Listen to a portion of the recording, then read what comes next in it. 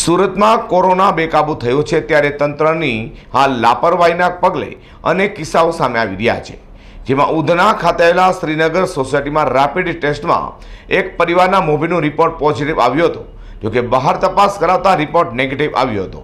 તો બીજી તરફ મહાનગરપાલિકાના કર્મચારીઓ સાથે પોલીસે પણ ત્યાં પહોંચી પરિવાર સાથે અસભ્ય વર્તન કર્યું હોવાનો આક્ષેપ શ્રમજીવીએ મીડિયા સમક્ષ કર્યો હતો. સુરતમાં કોરોના બેકાબૂ થઈ ગયું છે. તંત્ર કોરોનાની ડામમાં અનેક પ્રયાસો પણ કરી રહ્યું છે, જોકે તેની સામે કેટલાક બેજવાબદાર કર્મચારીઓના પાપે લોકોમાં મનપાની કામગીરી સામે રોષ જોવા મળ્યો છે.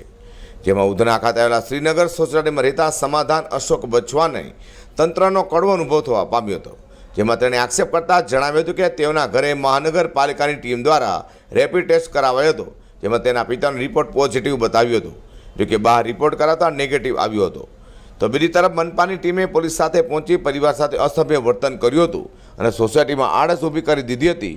સાંભળો શું કહી રહ્યો છે શ્રમજીવી. મારું નામ સમાધાન અશોક બચ્ચાવ છે.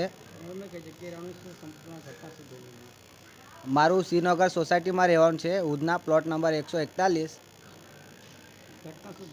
ઘટના આમ બનેલી છે, આ લોકો જે સરકારી કર્મચારી અહીંયા આવેલા ઘરે ચેકઅપ કરાવવા, તો ત્યાં મારા ઘરનું ચેકઅપ કર્યું છે પ્લોટ નંબર 141નું, તો ત્યાં મારા ફાધરનું એક પોઝિટિવ બતાવ્યું અને મેં આજે જે રિપોર્ટ કાઢવા ગયો તો ત્યાં મને તરત નેગેટિવ બતાવ્યું.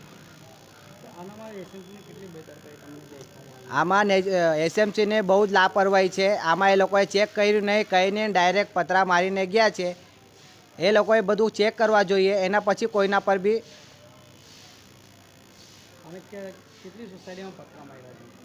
અહીંયા તો મારું ખાલી હમણાં એક જ ઘેર છે. એક ઘેર માટે આખી પરેશાની ઉઠાવી છે એ લોકોએ. એક ઘેર માટે 10 ઘરને તકલીફ કરી છે આ લોકોએ.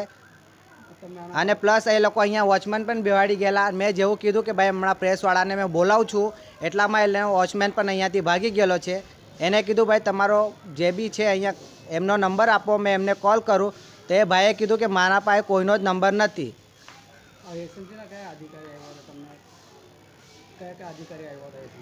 એસએમસીના અધિકારી પણ આવેલા અને જેને પોલીસ કર્મચારી પણ આવેલા. પોલીસ કર્મચારી એમના બહુ લાપરવાહીથી અહીંયા બોલતા હતા કે ભાઈ તમે લોકોને કોરોના છે ને તમે ડાયરેક્ટ બહાર કેવી રીતના જાઓ છો, આમ તો જો આ માણસને ખબર જ નહીં હોય કોરોના છે કે નહીં છે, આ શું વસ્તુ છે, તો ડાયરેક્ટ કોઈના પર આરોપ નહીં અપાય. એ લોકો ગમે ત્યાં એના મોડામાં જે આવ્યો એ બોલીને ગયા છે. અને માણસ અમારા એકદમ સારા છે, એકદમ કંઈ પ્રોબ્લેમ નહીં, કંઈ નહીં. અને ડાયરેક્ટ કોરોના કહીને ચાલ્યા ગયા, પોઝિટિવ કહીને. એમને મેં આ જ જણાવવા આવું છું, તમે રિપોર્ટ બરાબર કાઢો પછી માણસને કહો.